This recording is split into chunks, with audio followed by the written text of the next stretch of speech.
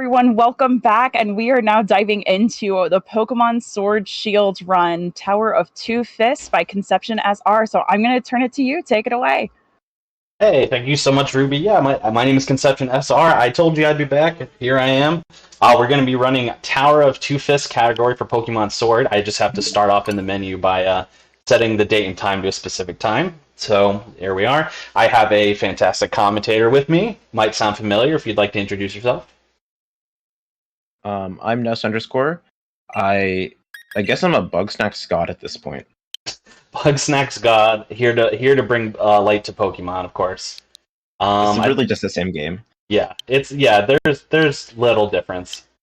I don't believe I had a bid war for the name, so timer is gonna start in 3, 2, 1, go. Alright, so this is Pokemon Sword, the category Tower of Two Fists, which is a pretty cool sounding name if you ask me. But what that means is we're going to start the game with a fresh file, and then we are going to, as soon as we can, head on over to the game's first DLC area, which is called the Isle of Armor, and then we're going to complete the quest storyline on the Isle of Armor. This category technically has two different subcategories, which are like a good and a bad ending, which are called Get Urshifu or Don't Get Urshifu.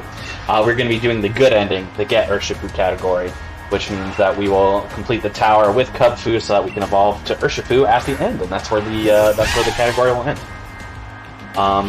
Yeah, it's a really interesting, cool run because it's, you know, if you ran this game like in its any percent category, this game is like 4+ hours long. This is a nice bite-sized hour 45-minute estimate, so it's a lot more palatable and a pretty beginner-friendly run, if I do say so myself. Yeah, in terms of manipulous Pokemon runs, a lot of the newer Pokemon games are pretty difficult, but this DLC is actually not that bad. And I think the Crown Tundra DLC isn't that bad either, but I don't know that for sure. Yeah, from what I mean, I've played it casually. I haven't done any speedruns of it, but from what I understand, it kind of has a similar vibe. I just think this one is a bit more interesting, and like there's more to do in terms of story beats, and it's a little bit more fun to look at. So that's why I choose to do this one over DLC 2. But yeah, basically, so I'm running on Sword. You can easily do this category on Shield. It doesn't really matter. The world record actually is done on Shield, but you could get world record on Sword as well. There is not too much of a difference between the versions, other than the main protagonist that we're going to be dealing with for a good chunk of the game is different depending on which version you pick. So in Sword, we'll be dealing with a poison-based protagonist, and if I were to run Shield version, we'd be dealing with a psychic-based protagonist, so just a little bit different there. I will also point out as well, we do have an open bid war, which is to choose between Bulbasaur and Squirtle. So obviously, this being Sword, this is not a starter-based bid war. So that bid war can actually stay open for a good chunk of the run, roughly somewhere between 55 minutes and an hour in. We'll close it out, and then we will have a choice between Bulbasaur and Squirtle. So if you want to change the outcome of that bid war, go ahead and get your donations in towards Save the Children. It's a great cause. All at the beginning of the run. Go ahead. Go for it. Yeah, so at the beginning of the run, just like every Pokemon game, just mashing through text, and once that happens, immediately when you get control, you're going to be setting all of your settings to make the text go faster, to skip some of the cutscenes, just to make all that stuff easier. And it saves a lot of time if you do it as soon as possible, so that's what Conception's going to be doing. Probably the hardest menu in the game. Yep, and I accidentally walked too close to the door, so I got some extra dialogue. It's just throwing for the fans, honestly. Yeah, throwing for content. And we hadn't even changed our text speed yet, so it was still on like medium or slow or whatever it was. So it took some sweet time. Yeah, it's actually, honestly, without even joking, changing the settings in there is my least favorite part of this run. It's just, like, I've messed it up so many times, and you can just, like, you know, you can just, like, forget options, and then you get, like, 8 minutes into the run, you'd be like, oh, I forgot to turn nicknames off or something like that, and then, you know, you just waste some text boxes there. So it's definitely my least favorite part. But among all the settings that we turn off, so we increase the text speed, we turn off battle animations, so like when we use a move, we don't have to see the animation of that move being used, saves us a lot of time. We turn off the ability to give nicknames to Pokemon so that we save those text boxes. We changed the battle style from shift to set, so that way in between, if we do happen to have multiple Pokemon at any point, it won't ask us in between each Pokemon we defeat if we want to swap. Saves us text boxes. And there's also one, we turn off autosave as well just to save lag frames, and then there's also one other thing that's called skip movies, which doesn't apply as much to this category, but basically it turns off all cinematic cutscenes that would be in the game. There are plenty of cutscenes that are just like dialogue based that unfortunately it doesn't affect, though I wish it did. But yeah, it'll save us a little bit of cinematic time.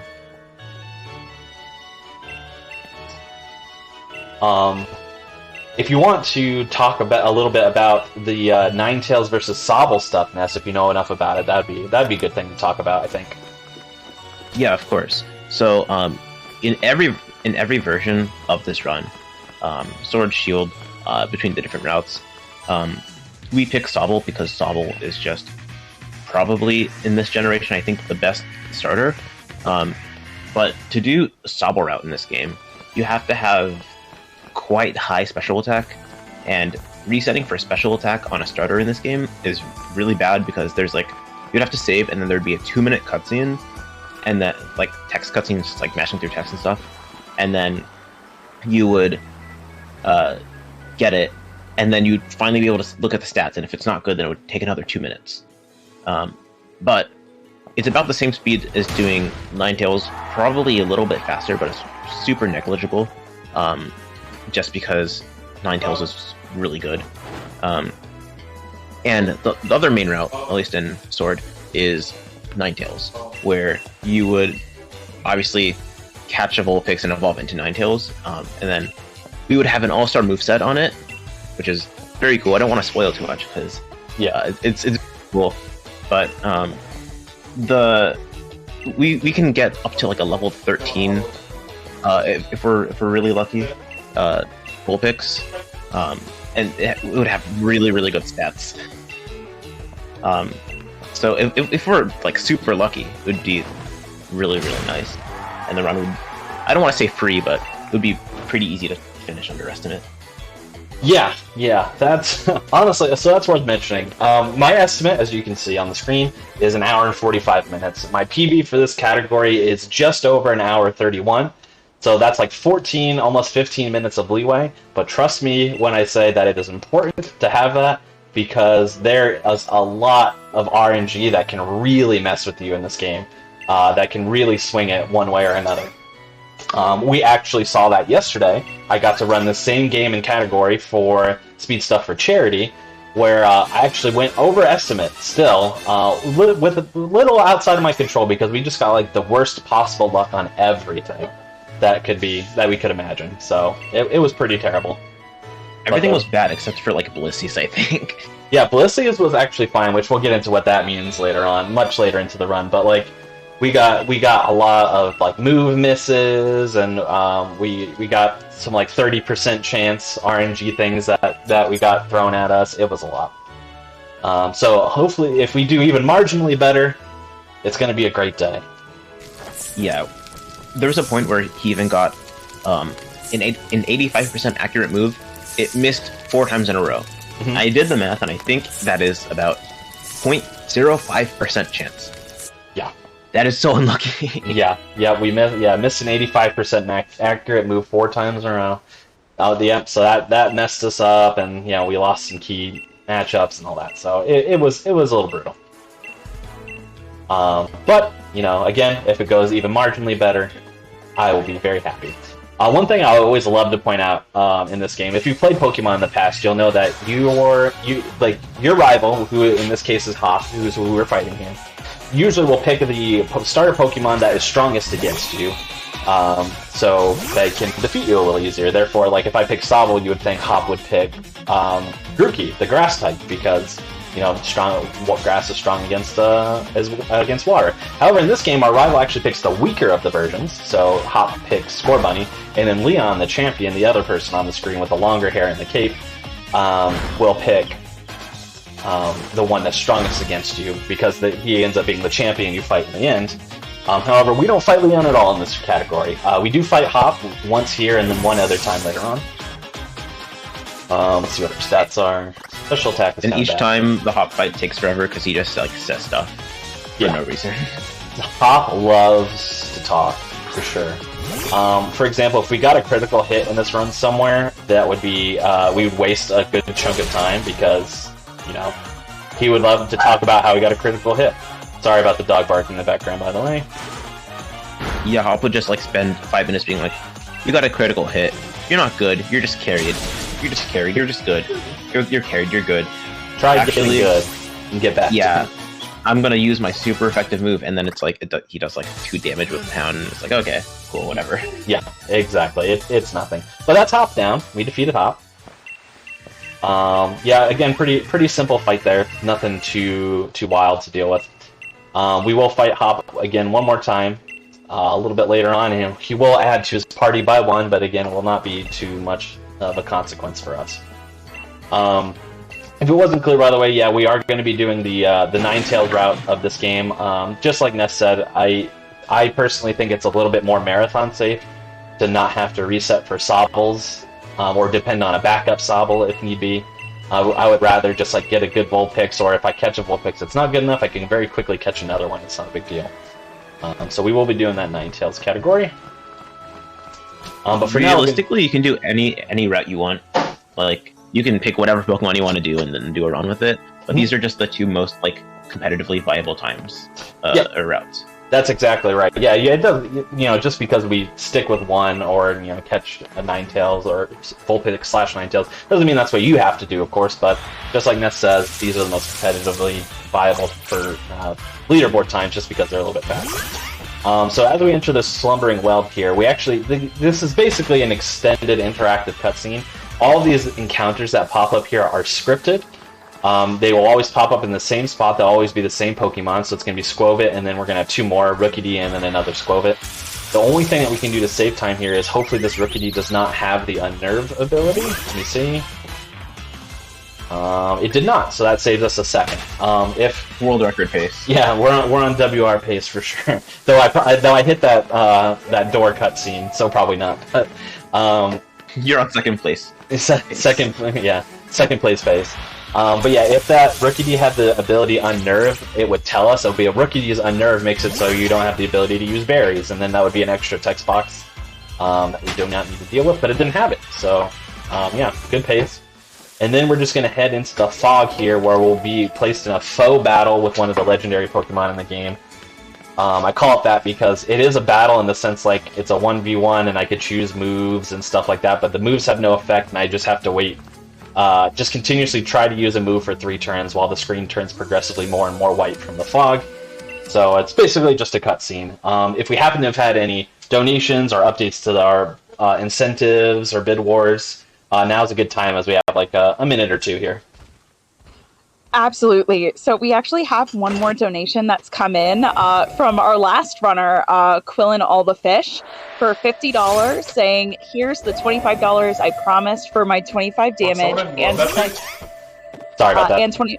You're good. And $25 more for my parents who matched it. Thank you all for having me. SDAT is amazing, and I can't wait for the next one. CJ, I hope you like some items. Thank you so much, Quillin All the Fish."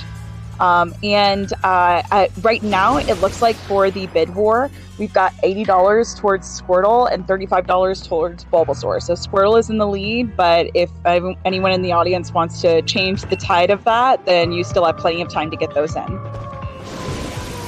Yes, absolutely. Yeah, thank you for that update. I will say the run that we did yesterday, Bulbasaur did end up winning the bid war. So if we did get Squirtle, now it's a nice change of pace, but there are a lot of Bulbasaur fans out there. So, he's just a little dude. Yeah. I love him. Yeah, I love Bulbasaur, I love Squirtle too, honestly. I love both of them. You can't really go wrong in my opinion. But yeah, if you want Bulbasaur to try and catch up here and you want to see some Bulbasaur in action, yeah, get your donations in. If you want to ensure Squirtle gets some action, you might want to also get your donations in because Bulbasaur game comes out strong usually. Yeah, actually, I was talking about this yesterday. I just absolutely love Pokemon. They're just little dudes. They're just little guys vibing, Mm-hmm. Like Bulbasaur, he's just a little dude, like Wooper. Just a little guy. Yep. Love those guys. They're just vibing. They're just happy to be there for the most part. Yeah, like that Wooloo. What a dude. Just, there's not a thought behind those eyes. No. Clearly, because it rolled itself into the fence repeatedly so far that it got through the fence, which is the whole reason why we went in there to begin with. So, definitely vibing. Exactly. So we talked to Mom here, just to get our money, get our journey started, classic Pokemon stuff. And then we actually head out to Route 1 for the first time, where we'll see some wild Pokemon. What we're going to want to hopefully get on Route 1 is we're going to want to catch a level 5 or 6 Wooloo. If we catch a level 5 or 6 Wooloo, we'll actually level up to level 8, because in this game, like some previous generations, you don't only get experience from defeating Pokemon, you also get experience from catching them. So if we get a level 5 or 6 Wooloo, that will hit level 8. So hopefully we get that. Regardless, we're going to catch something. So we did find a Wooloo here, so hopefully it's level 5 or 6. We're going to catch it regardless. Level 6, nice. So that's going to get us to level 8. Yeah, yesterday, it was really unfortunate. He just ran through the whole thing, and there was just no Wooloos, and they're pretty common. Yeah, they're not uncommon in this route, but not a Wooloo to be seen. Just Squirvits and Rookies. But yeah, we got a level 6 one there. You can see we leveled up to 8. The reason why we would want to catch something regardless, even if a Wooloo didn't pop up, is that if we catch something before we get to Route 2, the next round, it will actually skip a catching tutorial that would be put on by Leon. Leon sees that we already have caught something, therefore we don't need a tutorial on how to catch something, so it saves us quite a bit of time.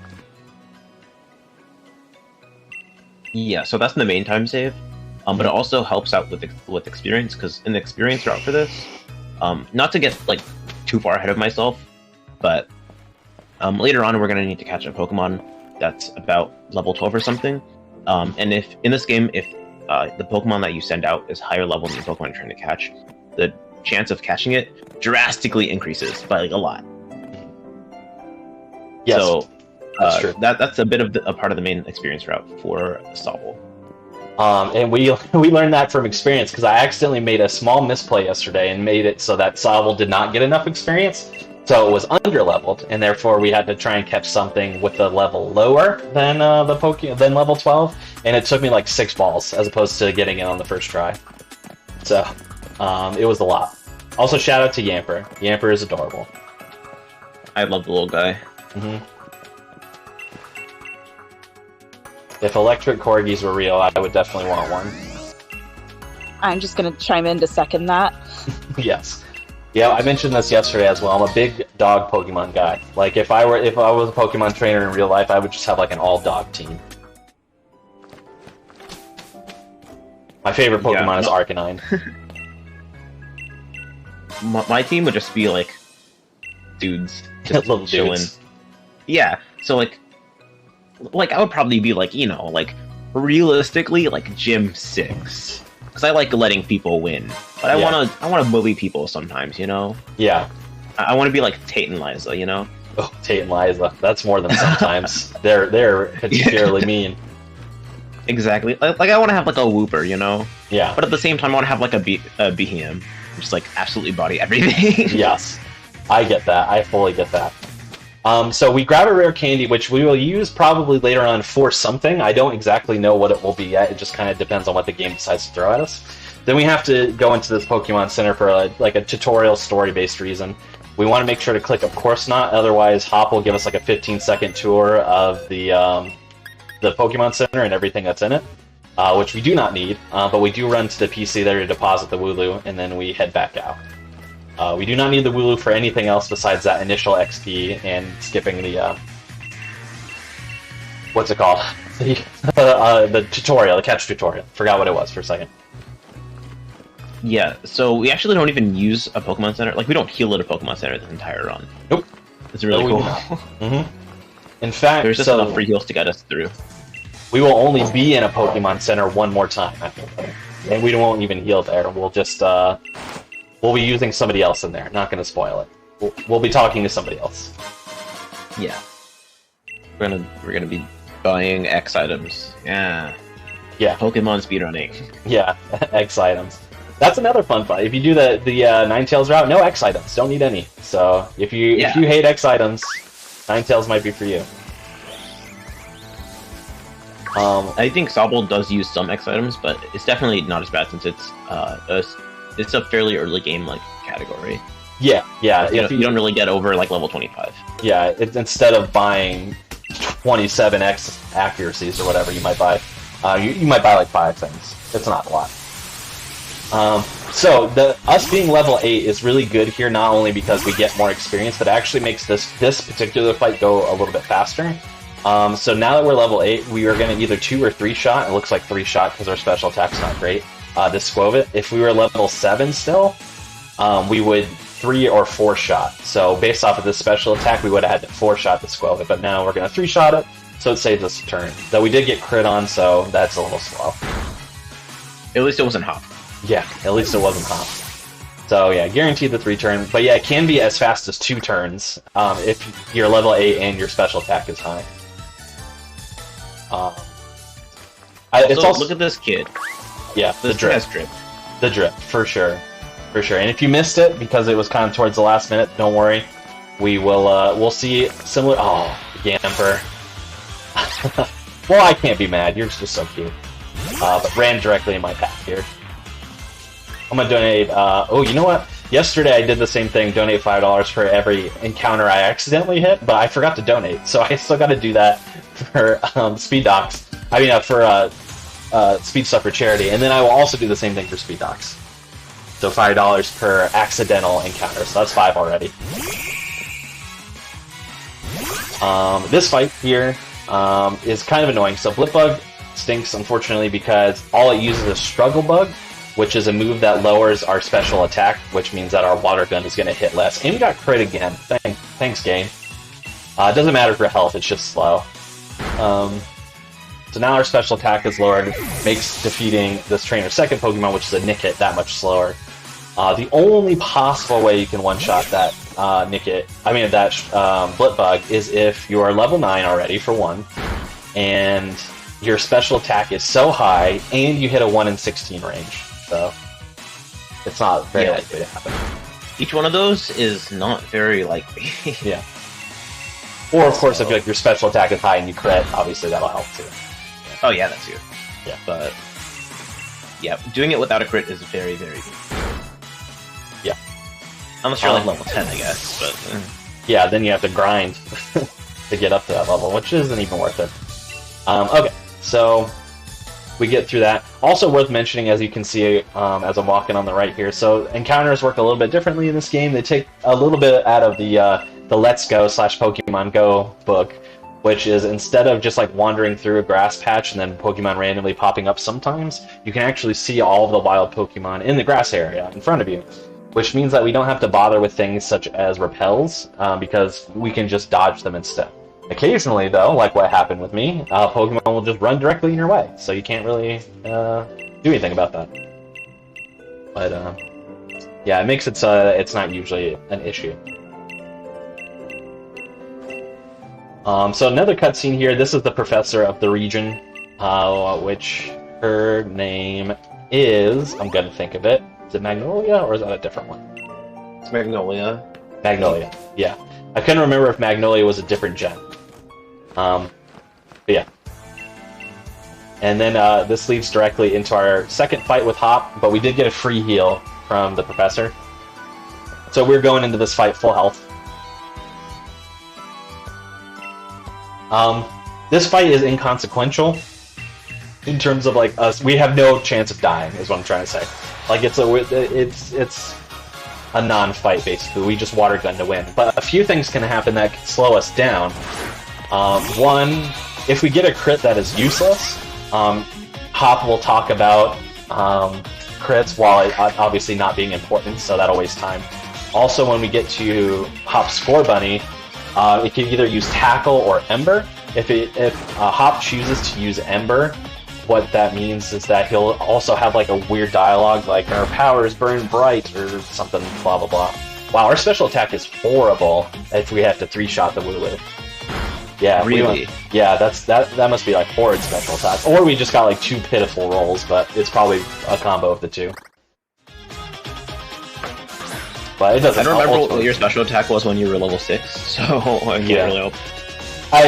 Because I'm doing the Ninetales route, it really doesn't matter. I don't pay attention to the stats that much, but just based off things that normally happen. Luckily we got the tackle, so we did not get the Ember voice line, which is good. Yeah, not getting the Ember voice line is like just like 5 seconds of free time save.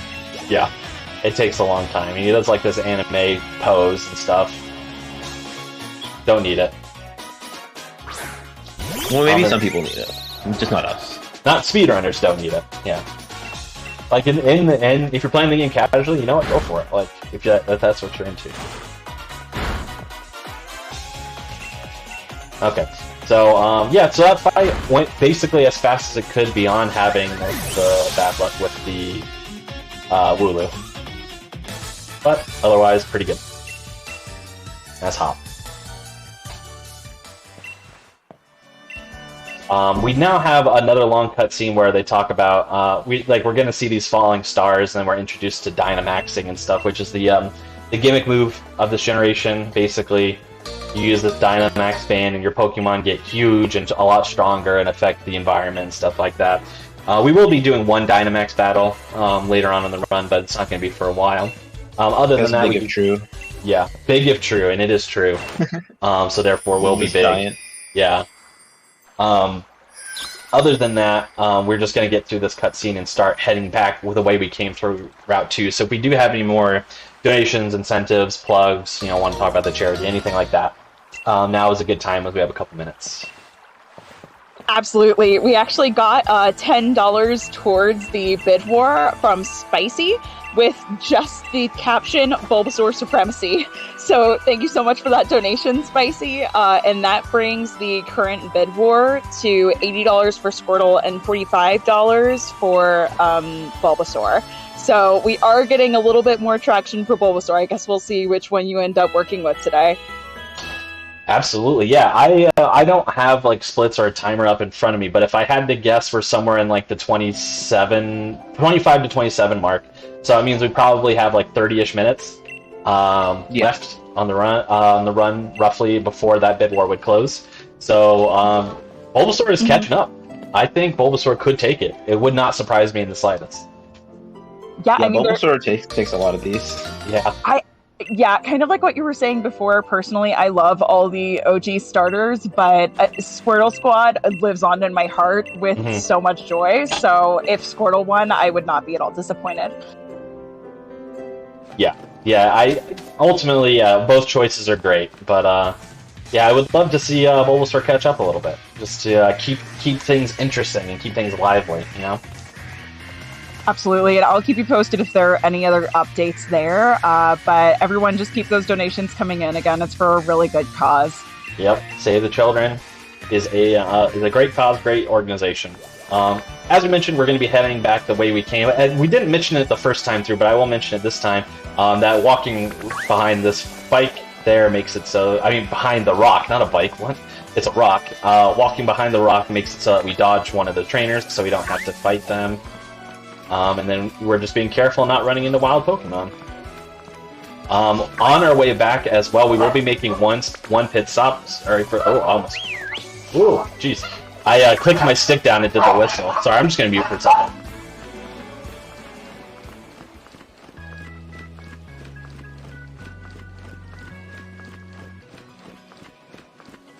Yeah, okay. So we're just going to be going back to like the town. It should be fairly straightforward, right? Yeah, the only thing I was going to say is we're going to make one tiny pit stop at this berry salesman down here. Yeah, I was just going to mention that. We're going to be getting a Pekka Berry and a Cherry Berry, I think, right? Yeah, we're going to get 11 Pekka Berries just to be safe. / it's faster to buy 11 than it is to buy like 5. Yeah. But we only need one Cherry Berry, that's all we need. Yeah, so the Cherry Berry is for one specific battle, for one specific instance. That's not even guaranteed to happen, but it's just always good to be safe. So, eventually you'd be equipping it to just be safe, because, it's a Pokemon run, you gotta be safe. But the Pekka Berries are for basically the entire Isle of Armor, just because you can get poisoned a lot since that the antagonist of the DLC in this version is a poison type trainer. She can absolutely body you. Yes. I will mention as well, so there is one particular fight where paralysis, so Cherry Berry heals paralysis. And there's one particular fight that it happens relatively often enough. However, we do start the game with one Cherry Berry already, so normally you wouldn't need it. But this route, basically what's going to happen is as we enter the wild area, we're going to try our best to defeat an Onyx. And that Onyx can paralyze you. It's very unlikely, but it can. So that Cherry Berry is just to heal it off should that happen, more or less. So that's why we have two, because there's technically two instances where we could get paralyzed, but one is very unlikely. Also, keep track burns. Well, I mean, he's gone, but don't worry, we'll see track burns again. Love that guy. Yeah, track burns is the train station worker who has train tracks shaved into his sideburns. If you missed it once, don't worry, we will see track burns again. But yeah, keep an eye out. Track burns is love. Track burns is life.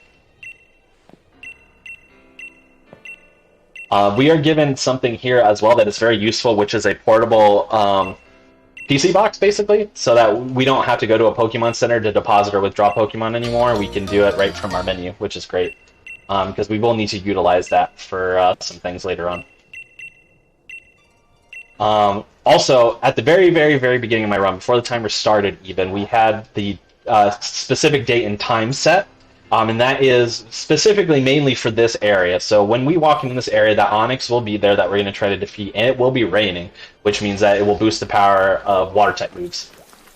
So that is why we set it for exactly when we did. If we lose to this Onyx, yeah, you can go into that some if you want. Yeah, I was gonna say, so the strat used to be, we would just like lose to Death Warp, but if we win, it would actually give us a bunch of XP since Onyx is like level 20, I think. Almost 30. But yeah, so we would lose because it's very easy to lose this fight, and then we'd be able to get sent all the way to the other side of the wild area to collect some items, and then Death Warp back, and then find a Vulpix.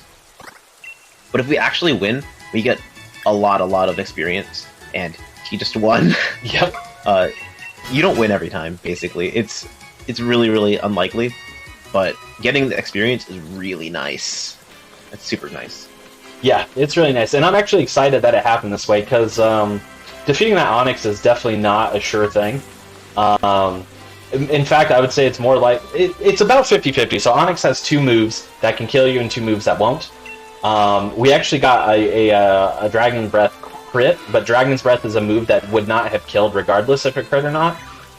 If we had got hit with a Rock Slide, we would have died in one shot. That's the other move. And the other two moves that Onyx has are like Curse and I forget, some kind of defensive-based move, I think.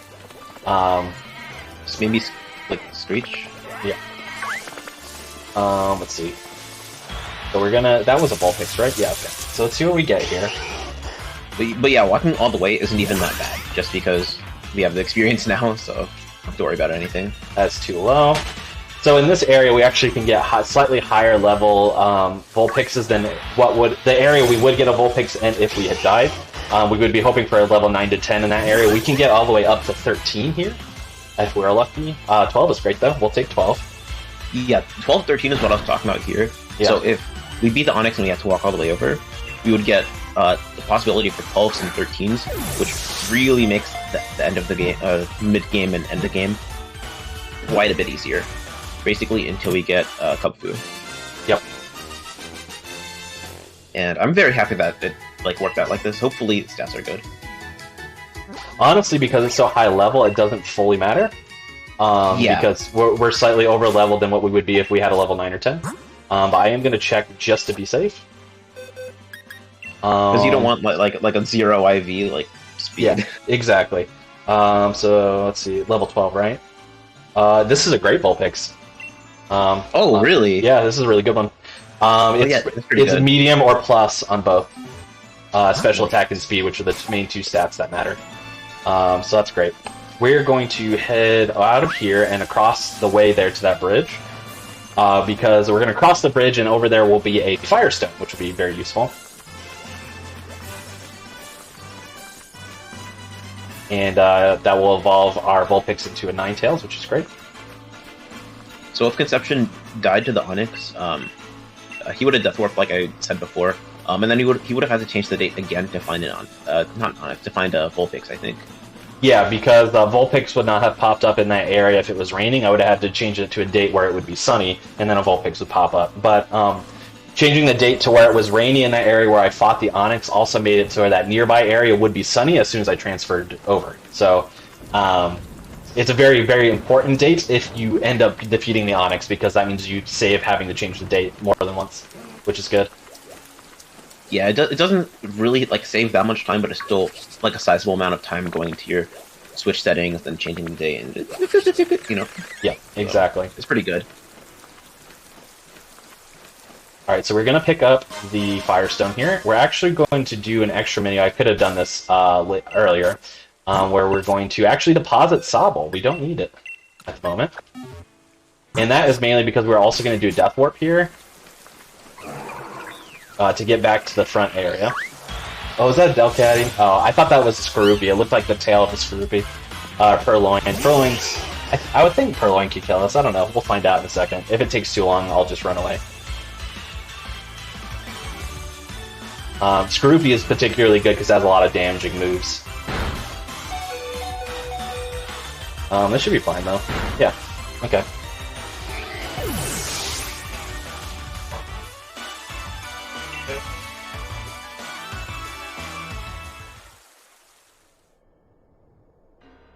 Alright, so we're not going to Death Warp.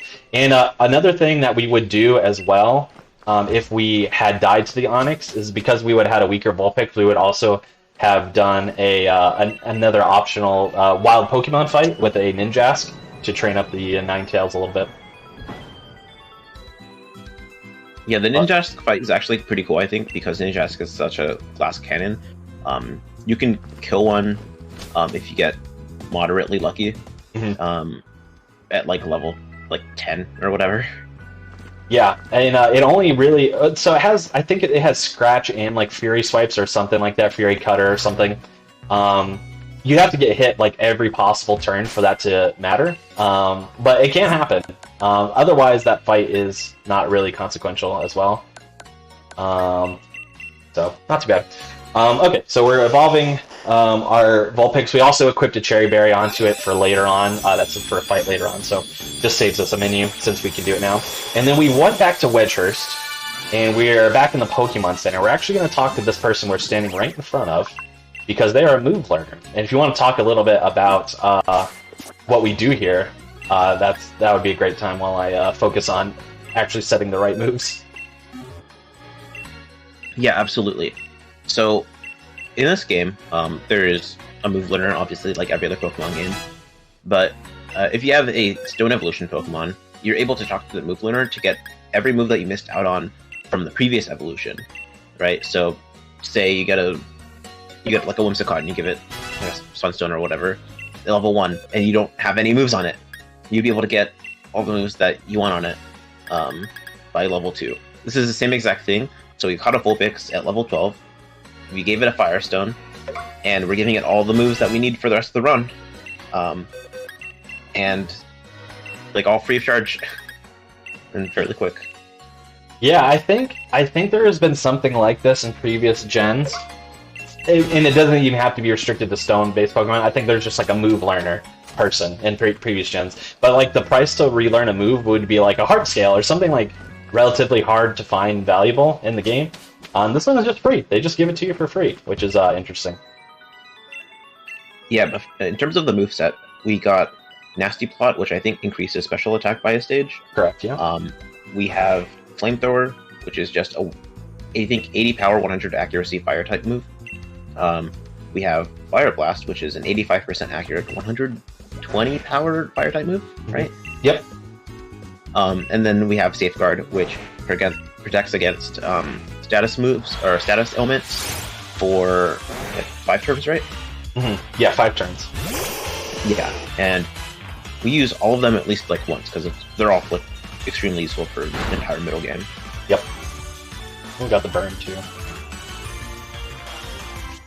Okay, so because our Ninetales is such a high level, we caught it at level 12. Not only did we not need to boost it in terms of like getting experience to get through the game, but level 12 is exactly what we needed to meet that threshold for catching this Slowpoke. We cannot progress the story unless we specifically catch this Slowpoke, not even just like, we can't defeat it and move on, we have to catch it. So we would need at least a level 12 Pokemon, which are, if we had caught in a lower level Vulpix and Ninetales, we have a Sobble that's level 13. So we would have kept the Sobble and then swapped to it when it was time to throw the ball, to make it so that would have been easier to catch. But because our Ninetales was already at level 12, it wasn't an issue. So easy peasy. Yeah, so we save time on like the Switch, and then we save time on like 2 turns, I think. Mm-hmm. It's very nice. And here's now, I don't Track think we need Burns, Bubble for the rest of the run. But yeah, Track Burns. Yep, Track Burns. Yeah, we will not be using Sobble's not coming out of the box the rest of the run. We do have a Slowpoke in our inventory, which we'll deposit as soon as we get to the Isle of Armor. We are officially out of the base game, by the way. We're into the DLC. Can we get an 07 in the chat for all the Water-type Pokemon? Yes. Though, fun fact, this Slowpoke is a Galarian Slowpoke, which is not a Water type. So... I forgot about that, okay. yeah, it is a Poison Psychic type, yep. Yeah, Poison Psychic. Well, which is actually really important for the Pokemon. It's actually really important for the Ninetales route because all of these fire-based moves that we use would really stink because we deal with a lot of oops, not back. We deal with a lot of Slowpokes, so that would be a problem if it was water type. So now that we're on the Isle of Armor, I think pretty soon we're gonna have to be fighting Clara, right? Correct. Which you saw her a little bit, but you're gonna see her again in just a second here. So Clara is exactly our main protagonist on the Isle of Armor. She's got that poison type trainer drip with the purple and the green. You can tell that's what she's into. The like moth. Yes. Yeah, I didn't even notice that. I always forget about that. But yeah, if we were playing the Shield version, this would be a different character entirely named Avery, who is a psychic type specialist. So that would definitely change. Avery is not as good. No, not as much drip for sure. Avery looks like a private school kid when like Clara looks alt as heck. Love Clara. Exactly. I really like Clara's aesthetic for sure. We do a quick stop at that shop to get some potions and some awakenings. Both will be important for later. And then we're going to fight Clara for the first time. This is not a life or death kind of fight, really. It's pretty inconsequential, especially because I don't think Ninetales is even weakened at the moment. I think Ninetales is full health. So yeah, it's not much is going to happen. We're going to use Nasty Plot for our first move on the Ventipede. Ventipede's going to use like Poison Tail or Poison Jab or whatever poison move it uses, which does have a chance of poisoning us. But even if we're poisoned, it's not a big deal because we're going to get a free heal pretty soon after this fight. So Nasty Plot just to bump up our special attack. Poison Tail, yeah. Always happens. This is all scripted. And then we're going to Flamethrower, which obviously is going to destroy Ventipede.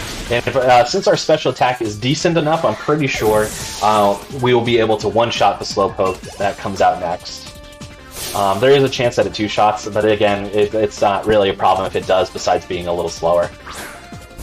Yeah, this is just a range, right? Yeah, it's range, and also you can come into this at different levels too. You can come into this as low as level 11 up to like level 13, so it just kind of depends on where you enter, and also depends on your stats for your special attack. But we came in at level 12 right in the middle, and like I think, yeah, and I believe I have a pretty good special attack stat, so no problem. Skated right through that Slowpoke rather. Slowbro is later, unfortunately.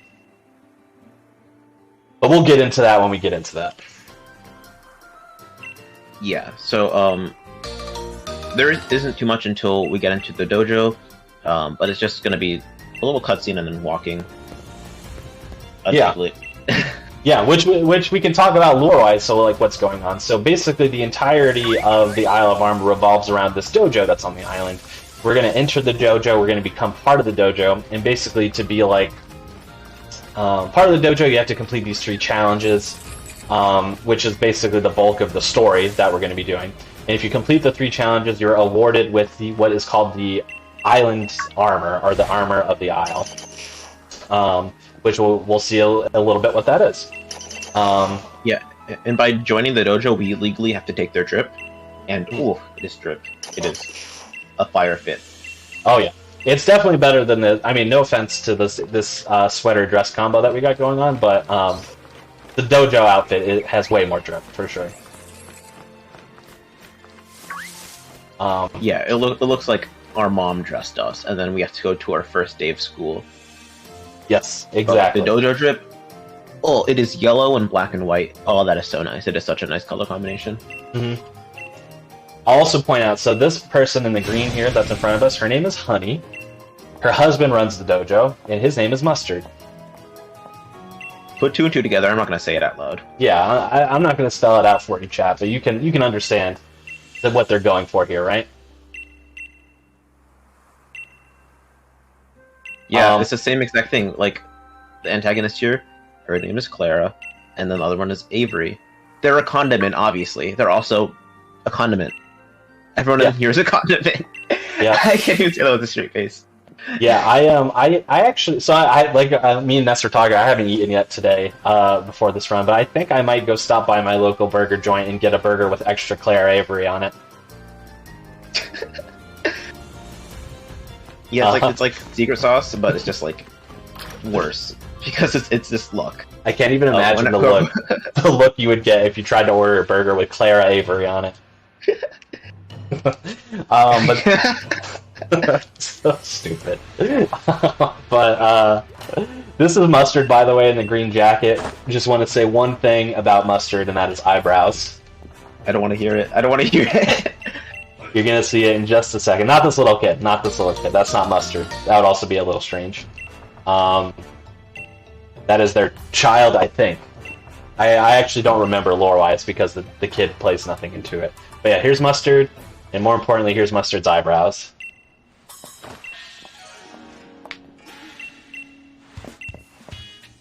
Glorious.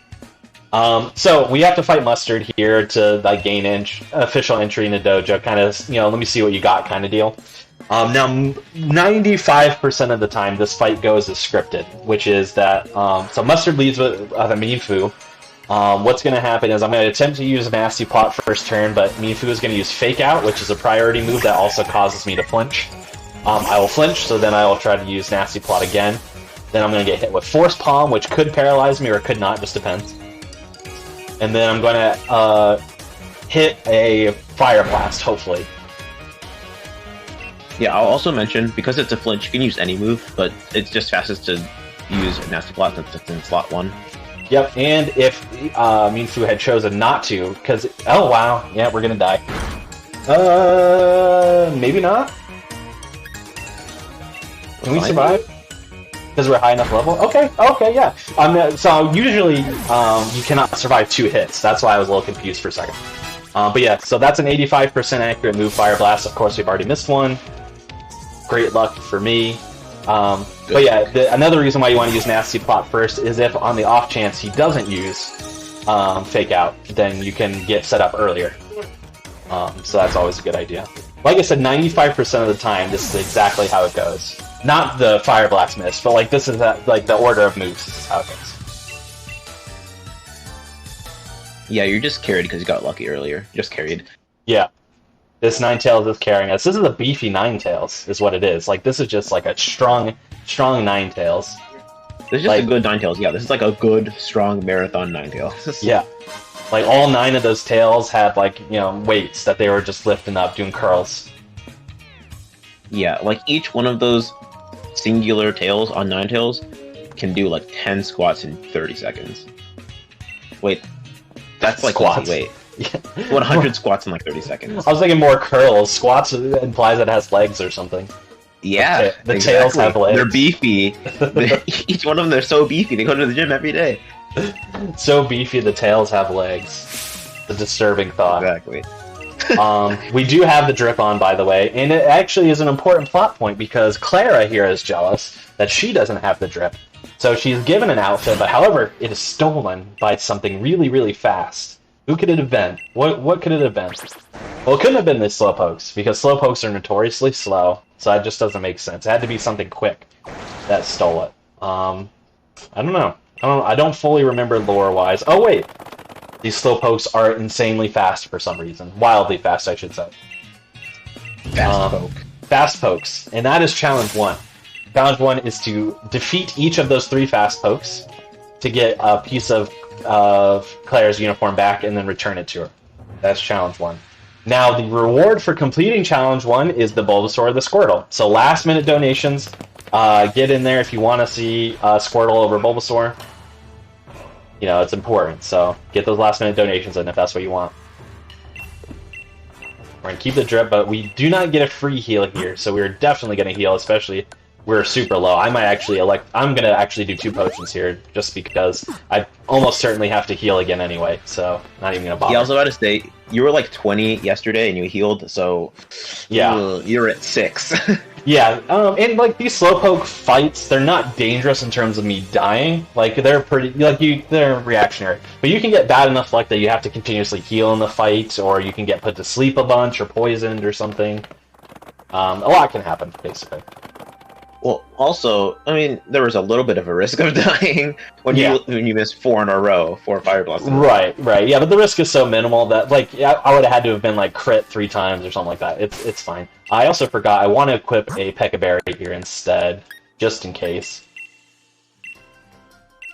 The little extra menu wasted a few seconds, but that's fine. Okay, so we're heading over here. The Slowpokes are all in this version of the wild area here. You can see one in the distance running around in circles. We're going to try and hit that head on if we can. I think we can make that cycle. There we go. Yeah, these Slowpokes are all cycle-based, so you can't really skip cycles since it's just Pokemon. You just, like, walk for a bit. Yeah. So you just want to intercept as soon as possible. Exactly.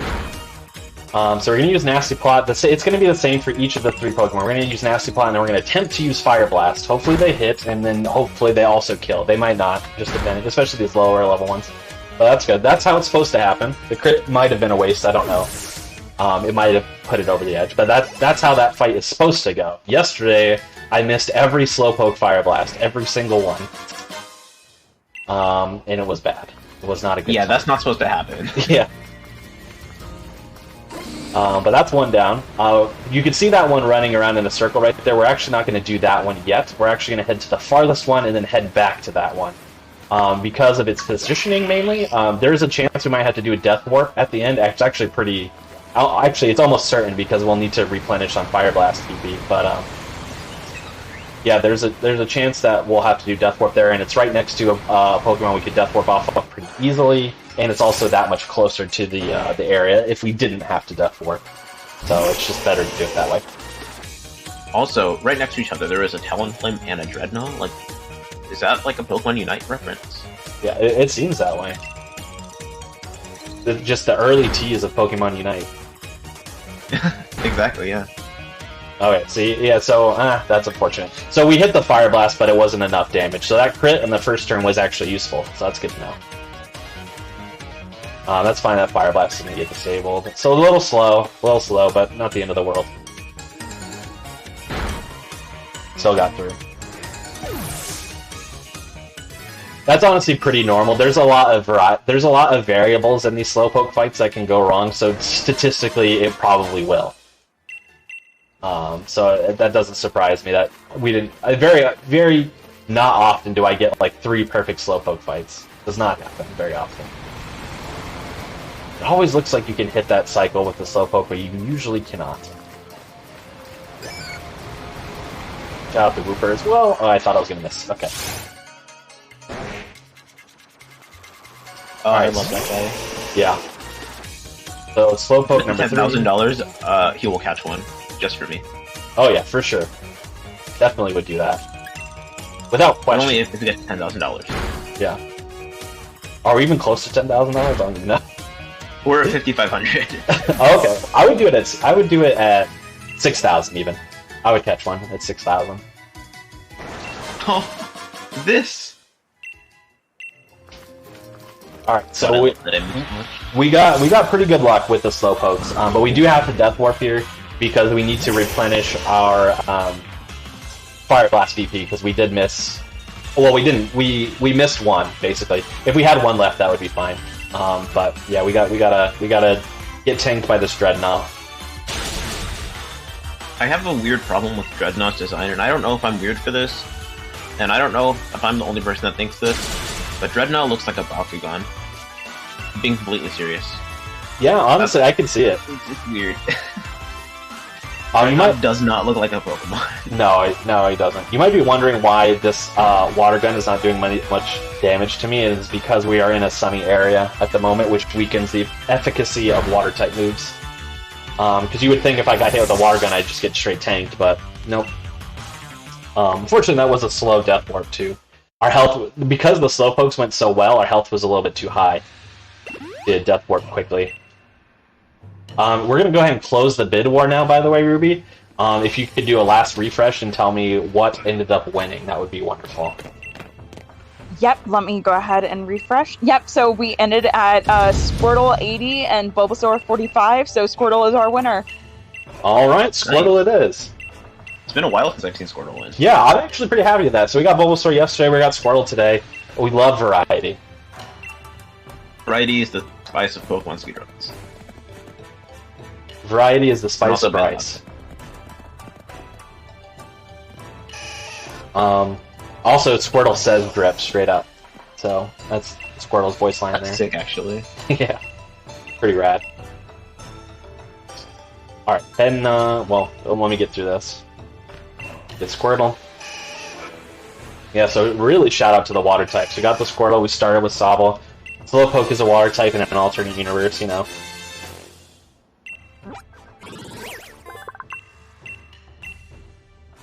Alright.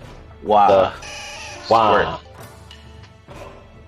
One thing I love about this game, I always bring this up too, is that anytime you have a choice of Pokemon, so like your starter, when you choose your starter Pokemon, or when we choose between Squirtle and Bulbasaur here, this game makes sure that it's not like other Pokemon games in the past where that ball just gets left on the table for the entirety of your game, just completely neglected. Like, we pick Squirtle, but Honey is going to take care of Bulbasaur. She makes a point of it. So, and then like all three starters in this game get chosen or taken care of by somebody. So, no, nothing goes neglected, which I appreciate. Also, I like the color coordination between Honey and Bulbasaur. Oh yeah. So thank you so much for donating towards that bid war. That being said, we're going to deposit Squirtle for now. For now, does not have much use at the moment, but will later on. Also, just to plant some commentary points for later.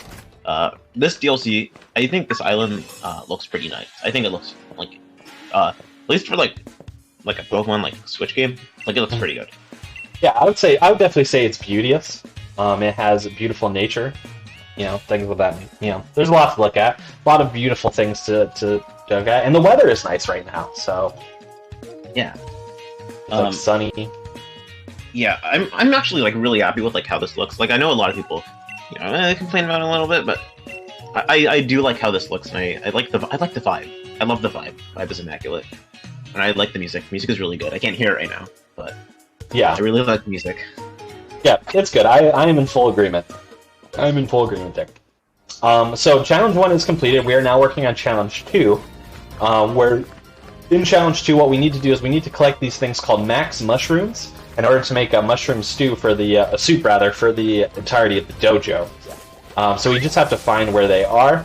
Luckily for us, that they're in the same spot every time. So once you figure out where they are, like if you play this game casually, then you know to go back there every time. But we were talking about it yesterday that it's not super intuitive as to where you need to go to get the mushrooms unless you're really paying attention to the dialogue. Which a lot of RPG players and Pokemon players don't do. They just mash through dialogue so they can get to the gameplay. So it's one of those things that you gotta really, really know what you're doing. Oh, I think I saw a max mushroom. It was an Among Us. Yes. Wait, I said that wrong. Wait, that was on purpose. No. Come on, absolutely come on. I'm sorry. I can't even say the joke anymore because We pick up two. I'm just gonna go past it. We pick up two items. One is a hyper potion. The other is Moo Moo Milk. Both are HP healing items that will be used in a few of the end game battles. Pretty much some of the last trainers we fight. Then we enter this cave where those are the max mushrooms straight ahead of us. One of the unfortunate side effects of us having to do the death warp that we did before this challenge is that we're going into this fight full health, because we are going to have to stall a little bit, or take a death warp at higher health than we wanted to again. So that's the downside. But you know, we'll make it work. Clara runs up. It's very funny. You go to get the mushrooms, and Clara's like, "Wait! No, wait! those are my mushrooms." Yeah, she's like, "I found them first!" And you're like, "Nah, bro." Clearly Nah. you didn't, because I am standing closer to them, so... Like, just logistically, that's not what happened. Yeah, and then we just have to heat her up again. This is Clara too. This fight is the easiest of the Clara fights, to the point that, again, we have to stall a lot of times to take extra damage to get where we want to. So we safeguard first, because this Slowpoke just spams Confusion. I am not going to risk that. I want to, but I'm not going to. I think I could tank one more hit there, but if I get crit, I would die, probably. I don't think you would die, but you would get really close. Yeah, I'm too nervous. I'm too nervous. So we'll just go into a Death Warp with higher health than we wanted. It's not a big deal. But while we're stalling, basically, we just beef up with Nasty Plot so that our special attack is super high. Combined with our very beefy Ninetales, we just tank right through these Pokemon. Her last one especially is a Whirlipede, which is a bug type, so it's not like it even stood a chance against my fire type business anyway. Yeah, unfortunately, it's really not that great to have a super great Pokemon, just because stuff like this, where we have a bit higher health than usual to like try and do a Death Warp. Not a Death Warp, we're trying to heal after this. Well, yeah, I mean both. We're Death Warping, and when we Death Warp, we heal. Technically. Yeah. Yeah. Unconventional healing, yeah. Yeah.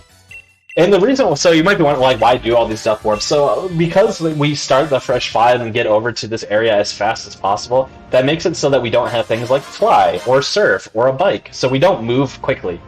So that creates a unique challenge for the speedrun. So that way, that's why we utilize Death Warps so often. Is so that, not Torkoal, so that we can get back to places faster as opposed to, like, you know, flying or surfing or whatever. Are you serious? Are you really going to give me straight Torkoal on the way out? Come on. Torkoal is, like, literally the only Pokemon that spawns in this cave that we can't use to Death Warp off of. I'm actually going to come back here and see if one spawns. Oh. Yeah, like, we're trying to find, like, a Sandshrew or anything. Sandshrew, Cubone, there we go. Cubone's fine. Cubone's not the... Sandshrew is the best one to do it off, but Cubone or Kangaskhan are another ones that could be fine. But of course we got like 17 Torkoal. That was actually so many Torkoal. Yeah. Of all the bad luck to happen, I think that one's the best one. Yeah, that's fine. It just makes it so that this Death Warp takes longer. Plus Cubone doesn't do a ton of damage, so it is a little bit slower than Sandshrew. Especially if it misses moves like that. There we go. Did I die? Nope. For some reason, this TV I'm using cuts off the little bit of my health bar, so I can't fully see when I die. So I just kind of have to react in the moment and see if I stay alive or not. There we go. Okay. So we Death Warped very slowly, but we Death Warped. How many hitting moves was that? That was a lot. So I used Fling twice, which I'm not entirely sure what Fling does, if it's a damaging move or not, but it seemed like it missed twice. Or maybe it had an effect and I wasn't paying attention. Then I used Fury Fling Swipes. it throws held item, and I don't think it had a held item. Oh, that would be why then. And then it used Fury Swipes, which is a low damaging item, and then what did he use? Retaliate at the end there. So Death Warp back to the dojo. Yep, go ahead. I was gonna say, I think Sandshrew has more damaging moves, if I'm not mistaken, but Kangaskhan is ultimately the best. Yeah, so I prefer Sandshrew because it has... So Kangaskhan has harder hitting moves, but it might not use them. Yeah. Sandshrew has... I think it's 3 out of 4 moves are damaging, So you will most likely get hit by damaging moves. It also has rollout, so if it uses rollout, it's very likely to continuously use rollout because rollout increases in power the more you use it. So if it uses rollout first turn, even if it doesn't kill you, next turn it definitely will because it will do even more damage. But Kangaskhan would also be fine. Yeah, Kangaskhan... I at least like Kangaskhan's design. But yeah, this scene is funny because not only is there like the fourth wall break where you eat the soup and then... Because it's a max mushroom soup where like it gives the Pokemon like a buff in literally every stat.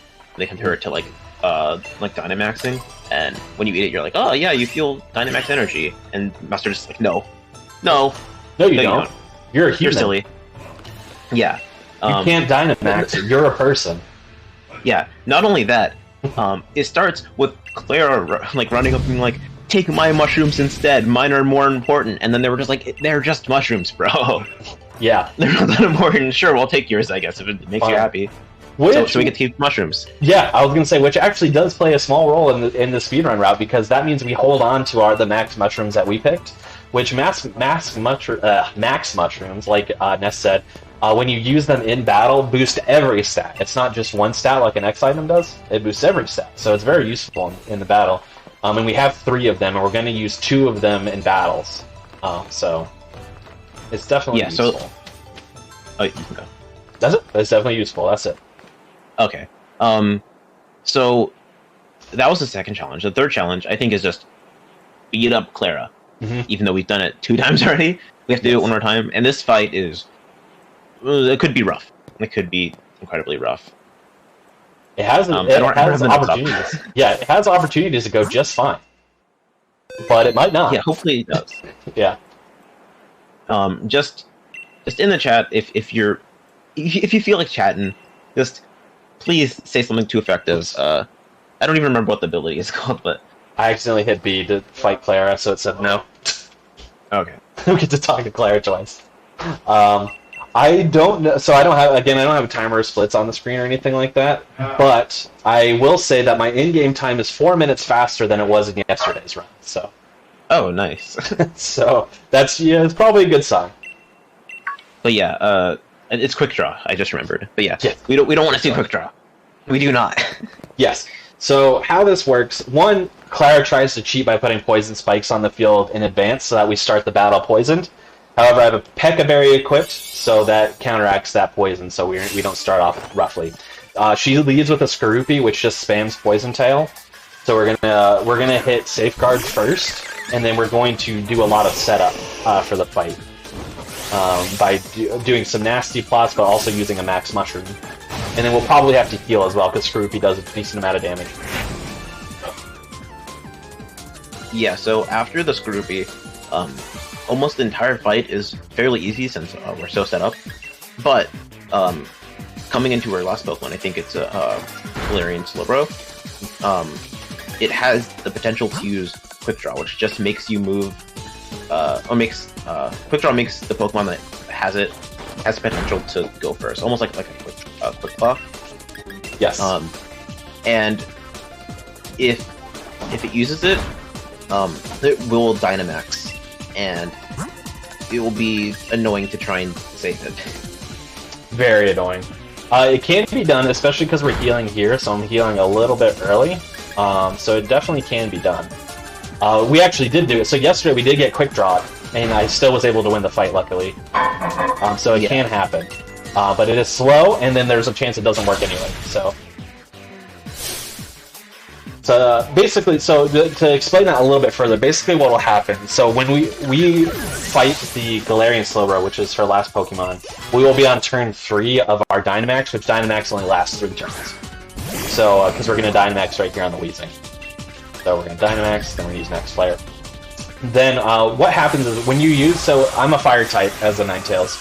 When I use a Fire type move on Dynamax form, it changes the weather of the arena. So, for example, as a Fire type, I use Fire Blast. It'll make the day sunny, so it boosts the power of Fire type. If the Galarian Slowbro in Dynamax gets Quick Draw off, what it'll most likely use, almost always, sometimes it doesn't, but almost always, it will use Max Geyser, a Water type move. which won't kill us because we have decently high health, and the drought weakens the effectiveness of fire-type moves.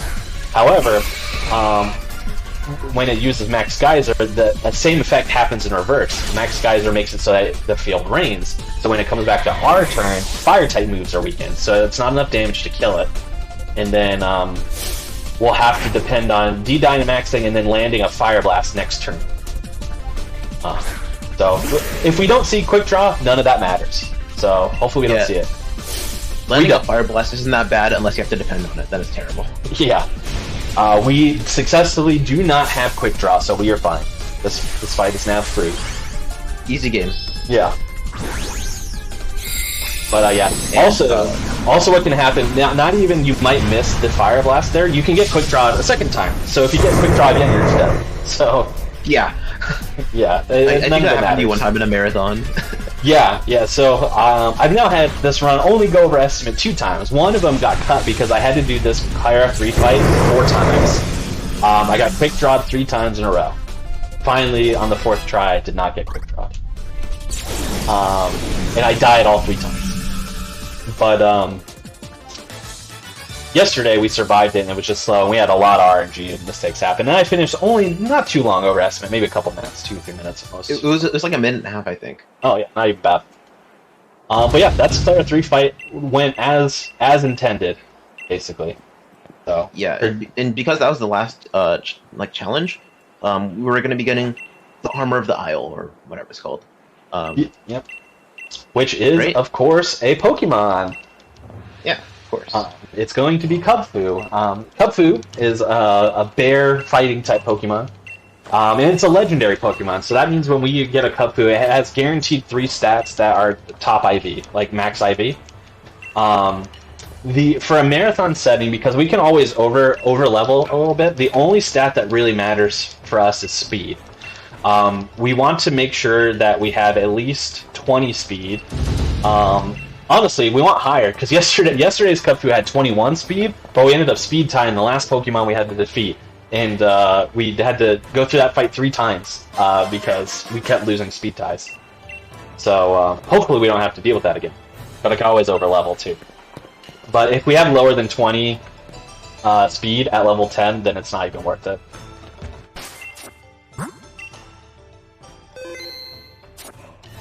So we're going to save there, and then we're going to talk to Mustard, who's going to give us the Kubfu. Then we're going to open our stats. If the Kubfu is runnable, then we're just going to deposit Ninetales. That's actually it for Ninetales entirely. And then we will move on. We're also going to change the date again, if you want to start talking about the Blissey grinding strategy. Yeah, so since we can just change the date to whatever we want for the most part, and then it just immediately takes effect as soon as we reload the area. I don't even think we have to reload the area, actually. No, you could just stand in it, yeah. Yeah, that's cool. Yeah. We changed to a specific date, I think it's sometime in October or something. Yeah, October 15th, yep.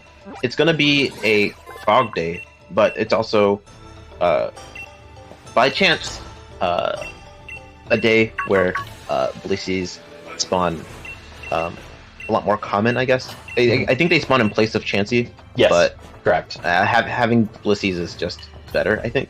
Yeah, they give more experience than Chanseys do. Yeah.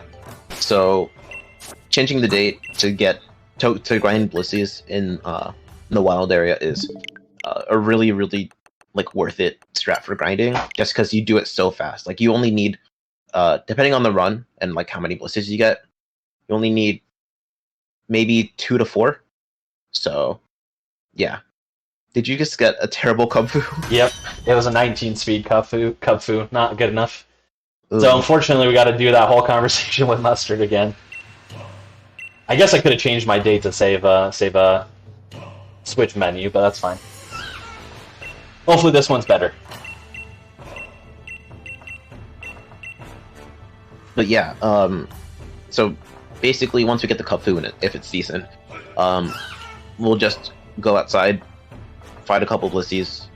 Hopefully it'll just be that easy, and then we can go talk to Mustard again and continue on with everything else. Yes. Yeah, so hopefully here, we get a lot better speed. Come on. Yeah, unfortunately, I wish there was a way we could like back this up or make it easier. But luckily enough, like it's very uncommon. Like 19 is like 17 to 19 speed is like incredibly low. You almost never see it. Like the speed could go all the way up to 24 at level 10. So it's unlikely that you'll get a bad Kung Fu. But unfortunately, we did. This one is 20, so we're gonna have to over level, but we can do it. Didn't you get 20 last time? 21s was yesterday. Oh, okay. So yeah, over level for sure. Yeah, we're gonna over level. Yeah. So, the thing with Kung Fu is that I didn't change the date. Whoops. we need to get its stats at least a bit up, and its level at least a bit higher. Not that much though, only about 10 levels or so. Which isn't that much in all honesty. But there is this one. At the very end of the run, we fight, super secret mini boss or whatever. Last fight in the game, there is a speed threshold. That was a fast Blissey. Yeah, that was incredibly fast. There's a speed threshold that we need, and we need at least 21 speed. Not 21 speed, but at the end it's 86 speed. Yeah, something like that. Yeah, I forget what it was. I think we were speed tied at 38 speed at that level, I believe. If I'm not mistaken. And a speed tie is fine, but whenever there's a speed tie, it's just a coin flip on which Pokemon goes first, and we lost it like 3 times in a row. But but if we have one more point of speed, it should be completely fine, and we'll just outspeed every time, and that is what's optimal. Yep. Exactly. There's also one backup Carbos that I can get, which increases your speed by 1. So yesterday, that would have been the play. I should have grabbed that Carbos, and I would have outsped entirely. But I thought I was fine because I thought I overleveled, but I actually just leveled appropriately. I was just at like neutral level. So right now, yeah, we're waiting for Blisseys. We got one really fast, like incredibly fast, but then now, of course, they're not popping up. We'll probably need 3 because of being at 20 speed, is what I'm imagining. So, we'll probably have to leave here at like level 20 or 21. Where usually we could leave as low as level like 18. But, of course, we are subject to the Blisseys. So, while we're waiting... Oh, jeez. $10. While we're waiting for... the Blisseys to pop up. Now would be a good time if we have any like donations, plugs, incentives, anything upcoming for the last day of the marathon here. Absolutely. So I want to remind everyone that we've got quite a few incentives coming up for several of the different runs.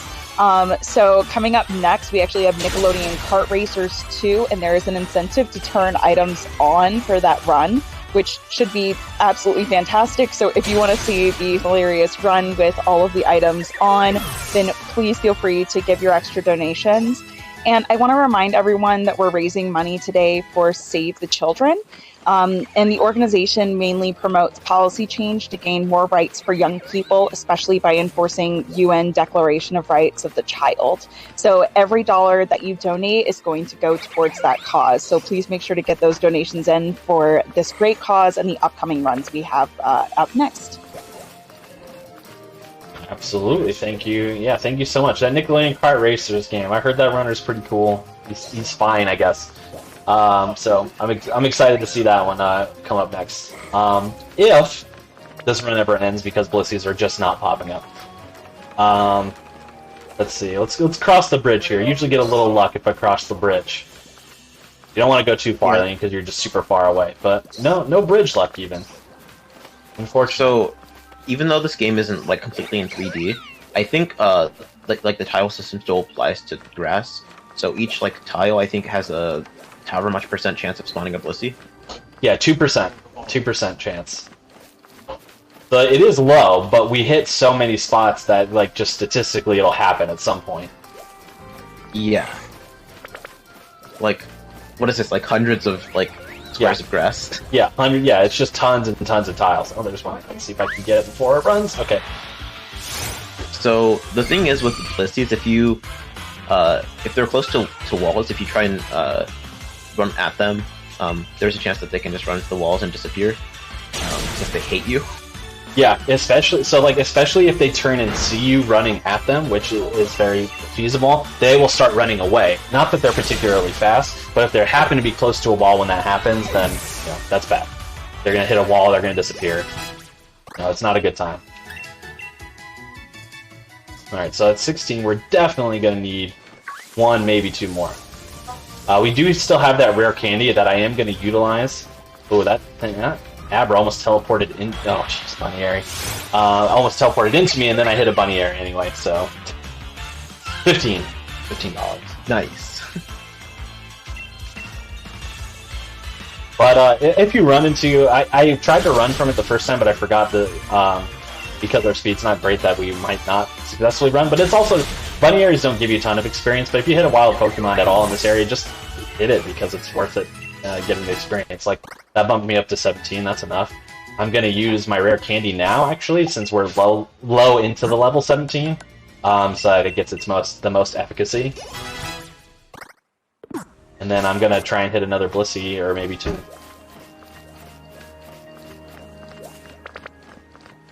Also, really quickly, just so you know, I've counted 3 accidental combats, so it looks like you're at $15 to donate after this right now. Yes, yep, absolutely, $15, we got it. Thank you for keeping an eye on that, because it's very easy for me to lose track, so I appreciate it. No, that's what I'm here for, I got you. Appreciate it. Alright, come on, Blissey. Come on.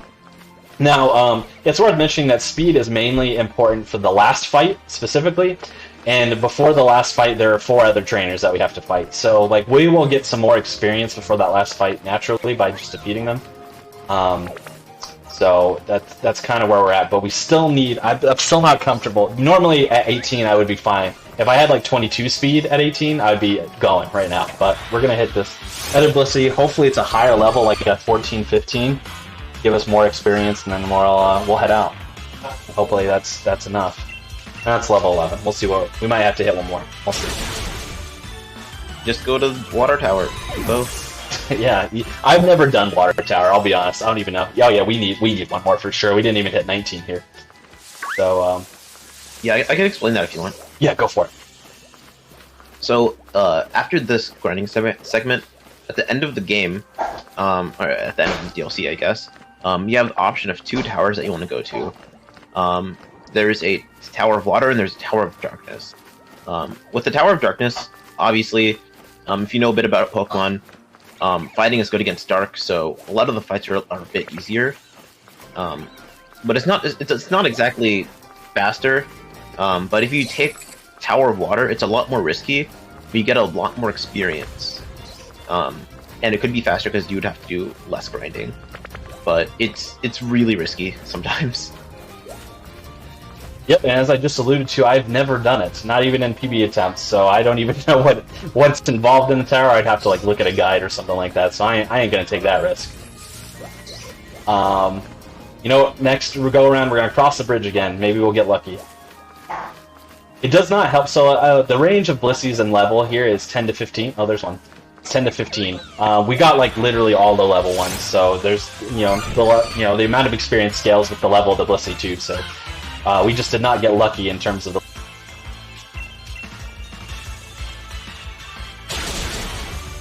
Of course, that like last spit in the face. Yeah, it is 15. Sorry, I thought I muted myself by accident. Yeah, there we go. But we should be plenty leveled now.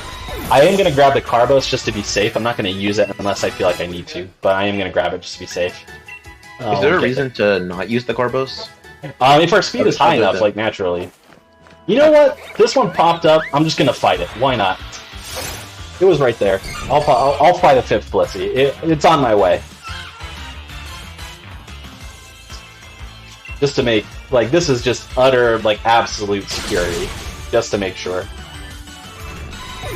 Yeah, especially yeah. Yeah, but we're level 21. We should be fine. Yeah, I feel like a lot of the stuff that could be risky is just not risky anymore. Yeah. Yeah, so that's what we have to do when we don't get particularly good stats, is all. So, basically, there are 2 things that we have to do in order to defeat the tower and therefore complete the run. The first thing there is what we just did. We needed to train up our Kubfu enough to be able to take on the tower, just like naturally from that standpoint. But the second thing that you need to do regarding like actual story progression is that we need to make it so that our Kubfu is bonded enough with us, which is correlated to the friendship level of the Pokemon. You might be familiar with friendship levels if you want. I believe, what is it, like, one of the evolutions, is it Espeon, like, friendly enough during the day, and Umbreon friendly enough at night, or something like that? Yeah. And then, Sylveon is friendly enough with a fairy move. Gotcha. So it's similarly to that, but luckily enough, the game puts these checkpoints in across the map that we can just go and stare at the scenery and bond with Kubfu. So we went into this cave, we looked around in the cave. It's a pretty nice looking cave, so I can get why we bonded over that. Yeah, remember when I said the game is pretty good looking? Yeah, the game's pretty good looking, I think. They really want to show it off, and I'm fine with that, honestly. Yeah, I don't mind looking at some scenery. Yeah, it's some good stuff here. Now, you can tell based off when we were grinding the Blisseys, we're in like a particularly like foggy area. It's kind of like, you know, not the best weather, so you can imagine that might play a role in some of the scenery that we look at. And we're going to get some interesting shots coming up here. But first, we got to walk there, and this is I always feel it, particularly in this section, because we have to walk the farthest in the section. That I really wish we had the bike, or I really wish we had the ability to fly or something, because this particular section feels particularly long. So. Oh, we are almost there. The second point is actually right next to the Darkness Tower, which is the tower that we're going to be fighting. So it's going through this way. This is on our way to the cave where we got the Max Mushrooms, if you remember. We're going to divert. Instead of going to the cave, we're going to go to the right up ahead, and we're going to go to these stairs. I am, let me see here. The Carbos is actually next to that tree to my right, so I'm going to divert even further and grab that Carbos just as a safety measure. I'm not going to use it unless, like, I think we're speed tied, and then I'll use it to up our speed. But just in case, I'll grab it, and then up the stairs here.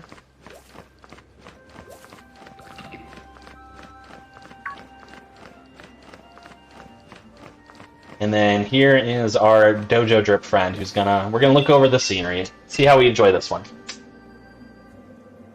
Mouth, all right. Mouth agape. We're looking at, okay, you know, it's fine. It's a little dark and gloomy looking, but like we get the hills, we get the water, we see the one of the towers in the distance. We get those. What are those called? Max Raid battle ports, you know, with the little spotlights shooting up. Yeah. Not bad, not bad. I can bond over that. Not too shabby. Yeah, even in fog, this game is looking pretty good. Mm-hmm. I'm gonna head back here. This way. I saw a lot of chances pop up. Run downstairs. Yeah, run downstairs, yep. A lot of chances pop up, which they're 2% across the board. So the Blisseys in that first area and chances in any other area that we passed by since then, 2% across the board, and I think I saw 3 on the way here. So that's so unlucky that you just had such a dry period. Yeah, so wild. So we head back into this tunnel. We're gonna go out the opposite end of the tunnel, talk to another Dojo Drip friend, and I'd love to get your opinions, chat, on this environment. Is this bond worthy? Let's see. What if I don't want to look? Yeah. It's a dry dust bowl of a place with nothing to look at. But Kubfu's like into the Midwest. It. Yeah. Not the Midwest. Kubfu's into it though. Kubfu's into it, so I guess, you know, that works for us. I'll take it. I guess it's alright. Whatever. Can't We are bad taste, I guess. Yeah. We are gonna death warp here, but before we do so, we're gonna grab 2 key items. The first one there is the Rocky helmet. And the second one coming up here is a TR for reversal. We'll get into a little bit more about what both of those do later on. But for now, I know everyone's been waiting. It is time. It is time. We're going to bring out our Squirtle. Our Squirtle? Yep, we're Heck yeah. depositing Cub Fu for now. We're gonna bring out our Squirtle. And you know, I just wanted to like make sure that your bid wars were worth it. Let's put Squirtle in action. Let's try and take on this Rhyperior. We got the type advantage, water versus ground. You know, should be fine. I'm not worried. I feel like this is gonna go pretty well. I feel like this could be a really good alt main. Yeah, for sure. Especially we train up right now. Oh boy, we just Ooh. Yeah. Ooh. Well, that Rhyperior was level 50. How was I supposed to know? Come on. Well, there could be an extra 0. It doesn't really matter. There was a type advantage. You should have won that. Yeah. Honestly, the game is Really trying to cheat me. Like, I'll say that again. The game is trying to cheat me. Yeah. So basically, what we do there, obviously that was a bit, if you couldn't tell. But what we do there is I purposely swapped a Squirtle there. I don't think it would have been a problem because we fought 5 Blisseys, so it was probably fine. But basically, when your Pokemon faints and we needed to do a Death Warp there, you do lose friendship with it. So I swapped to Squirtle there instead, not only to get more use out of our bid war, of course, but because I do not want Cubfoo's friendship level to dip, because if Cubfoo's friendship level goes beyond the threshold needed, we can't progress the story, and what we'd have to do is use Pokemon Camp and raise Cubfoo's friendship level there instead. It's very cute to do it that way, it's just very slow. It's funny though because that happened in one of the old world records like a few months ago, and so the runner found out that their Cubfoo just didn't have enough friendship, and they just did Pokemon Camp for like half a minute, and it was fine. Yeah. So like, if it did dip below the threat, so like in a PB attempt, I wouldn't even use the Squirtle or Bulbasaur there as a swap out, because it just wastes too much time. The only way I might consider it is if I had a Cubfoo that only fought 2 Blisseys, because you do gain friendship from defeating Pokemon as well. So it's not even just from those points that we used. So if we defeated 2 Blisseys and only used the 3 points, I might do the swap then. But even if I defeated 3 Blisseys, I think that would have been enough friendship to be able to tank the hit and still be fine. But, you know, I wanted to, 1, guarantee it, and 2, you know, get a chance to throw our boy Squirtle out there a little bit. That's what you get for winning the bid war. Congratulations. Yep, you get deposited and then brought out once to get tanked on, so it's worth it though.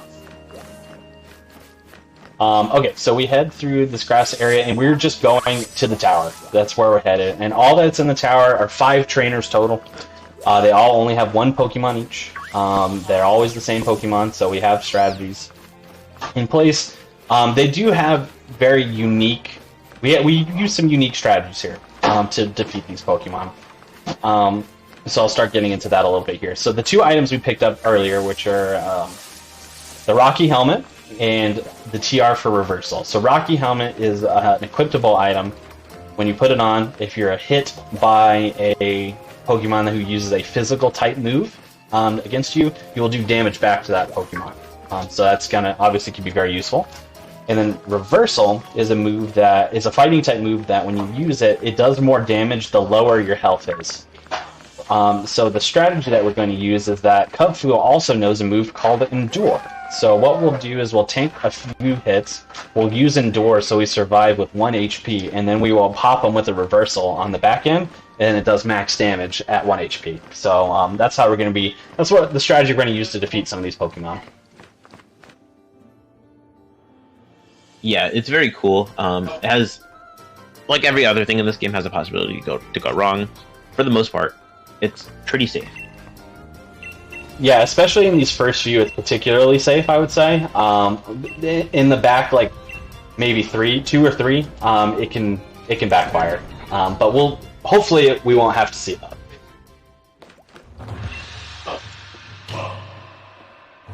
So first trainer here, first trainer's going to throw out a Zorua. So normally I actually wouldn't have the Rocky Helmet equipped already, but I went ahead and equipped it because there is a chance that I can actually one-shot the Zorua, especially at my level.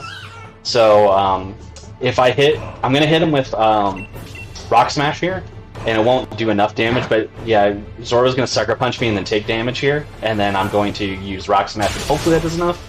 Yeah, there we go. So we one-shotted it. Just speeds that trainer up a little bit more.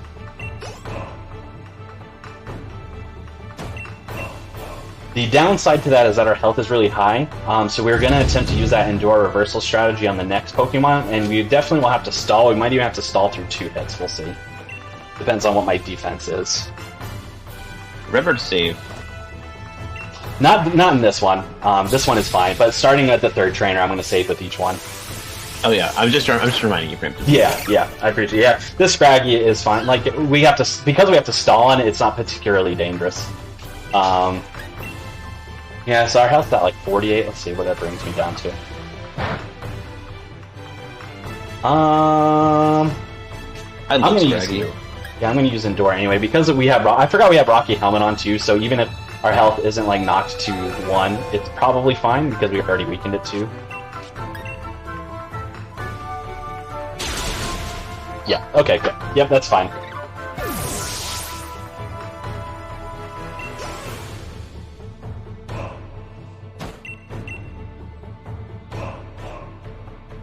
You can see what health you're at right now, right? Or is it not part that's cut off? It's a little bit cut off. I know it's single digits if I'm not mistaken, or it might be like 12 now or something like that. It's 5. Okay, yeah. So I knew it was a single digit number. So we're still going to use the Endure here to make it so that our health is at like 1 as opposed to 5. Believe it or not, that does make a difference in power. So it is worth it. If our health was at 1 from the last fight, we could just straight up reversal here, probably, and it would be fine. But we're not gonna run with that.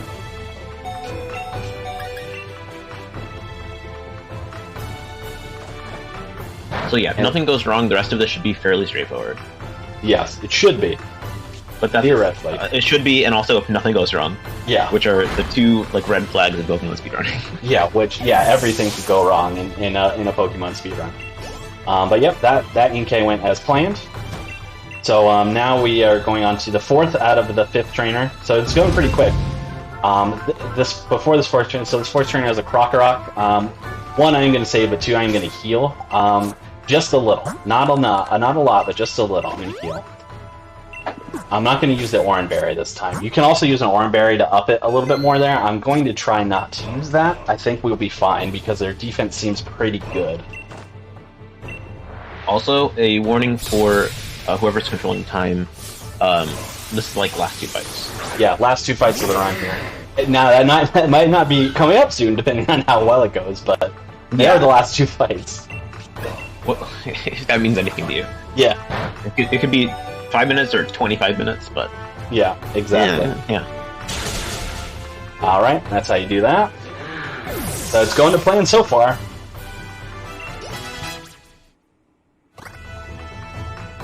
Oh, I looked at special defense instead of speed and I panicked for a second. I was like, how do I not have enough speed? You're like, I was there for like half an hour. What? I'm level 22! You could go into this fight at level 19 if you wanted to. Yeah, you're 39, so it's fine. Yeah, that's 1 over the 38 speed tie. Before we do this fight, we are going to... Oops. Yeah, I went up too far. We're going to Moon Milk to full health. And then we would equip the Rocky Helmet if we hadn't already, but I already did, so... And this is the last fight. And, you know, before we were talking about Mustard's eyebrows, you might have been thinking, well, he's wearing a hat. It looks like the eyebrows go to hat. It's probably just an extension of his hair. It's not actually his eyebrows. But I'm here to prove you wrong in that regard, because we are going to see not only some eyebrows, we're going to see some Super Saiyan eyebrows. If you guys don't like eyebrows like me, just don't look. I can't handle this soul patch with like the Super Saiyan eyebrows. Terrible. It's definitely a look. I'm not going to sit here and tell you it's the look, but it's a look. You can definitely go outside like that. Yeah, you definitely could make it so you look like that, sure, yeah. Anyway, so, of course, we get thrown at another Cub Fu. We're going to start by using Max Mushrooms. That'll make it so that we can endure 1 hit here from this Cub Fu, unless we get crit on, of course. It's going to take out a lot of health, but not all of our health. And then, of course, Rocky Helmet backfires there. Then we're going to use Endure so we can survive another hit. One thing that's worth mentioning, I didn't want to say until I for sure knew it wasn't going to happen, is that if the Cub Fu that Mustard has here has one move that doesn't do damage, which is Focus Energy. If he chooses to use Focus Energy on move 2 while he used Endure, we're dead. Because we can't use Endure successfully a second time in a row, and we can't heal up enough to survive a hit. So we would just die, and we'd have to reload the save. But luckily, we're good. We defeated Mustard. Like, everything went according to plan there, so I'm happy to hear that. So the run is just about over. We're going to run up to that scroll that's sitting behind Mustard's head, and then it's going to evolve Cubfu, and then we just have to click through some dialogue and wait for the fade to black, and then that will be time. But I'll go, since there's really nothing consequential here, I'll start doing the plugs early so we can get back to the marathon and move on quickly afterwards. Thank you to Ness_ for not only commentating this run, but commentating literally 4 runs that I had in the past 2 days. So, like, big shout out. Thank you so much for doing all 4 runs, while simultaneously running your own event. So, thank you for that. Yeah, this is definitely like hour 5 right now that we've been in a feasting together. Yeah, for real, yeah, because I did a Bugsnax 100% run earlier, which is like 2 hours, 40 minutes. And then we had this long run, which is another 2 hours, but yeah, so thank you so much. Again, this is a very friendly Pokemon speedrun to get into. If you've always wanted to speedrun a Pokemon game, but you're a little intimidated by it, this is a really great one to do, because while RNG can be a lot, it's not a lot of RNG that can really just like ruin your run completely. So it's definitely a good one to jump into. So definitely come on by the Pokemon Sword and Shield category extension board. Pick up some guides, join a Discord if you'd like. And we'll help you out there, and we'll get you started. Yep, time is just about coming up here. We're just going to mash through some dialogue here. And then if you liked my Bugsnax speedruns or my Pokemon speedruns or speedruns of any kind, twitch.tv/ConceptionSR. Come on by. Glad to have you. Time is coming up here. Absolutely vouch. And time. GG. That was a lot better than yesterday's run. I don't know what the time is, but in-game time was a... Yeah. We can go. In-game time's a 1:36, so that's pretty good. I'll take it. Okay, it looked to be about a 1:40:40 or a 1:40:41. Great, yeah, 5 minutes under estimate, love it. Yep, 1:40:41 was the final time, yep. Awesome. Great job. Love that was under estimate. Again, it could have easily not been, so we'll take those. But yeah, thank you so much. I already gave out all my shoutouts. Thank you to CJ, Sishi, everyone involved with this event, Quo, and everyone involved in the SpeedDocs team for being a good supporter of mine, being good friends of mine, and thank you for having me. I will be on one more time to host a run coming up here, and a couple runs after this one. So I will. You'll hear my voice one more time, but thanks for having me. I really appreciate it. Yeah, thank you so much for that incredible Sword Shield run. Thank you so much, and thank you for the commentary, Ness.